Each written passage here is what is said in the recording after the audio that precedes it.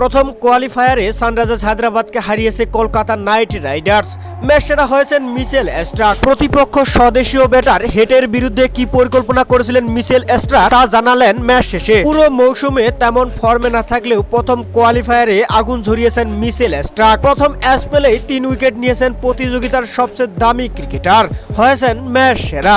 যেখানে ইনিংসের দ্বিতীয় বলেই ফর্মে থাকা ট্রাভিস হেডকে বোল্ড করেন স্টার্ক, আর হেড আউট হওয়ার পরেই যেন বড় ধাক্কা খায় হায়দ্রাবাদ। তাই তো ম্যাচ শেষে স্টার্কের কাছে জানতে চাওয়া হয় স্বদেশীয় ব্যাটারের বিরুদ্ধে কি পরিকল্পনা করেছিলেন স্টার্ক।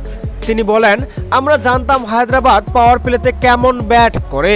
হেড ও অভিষেক গোটা আইপিএল জুড়ে বিধ্বংসী ব্যাট করেছে, তাই আমি ওদের বেশি জায়গা দিইনি, পায়ে বল করেছিলাম, যেটুকু সুইং আছে সেটা কাজে লাগানোর চেষ্টা করেছিলাম, বল রাখার ফল পেয়েছি।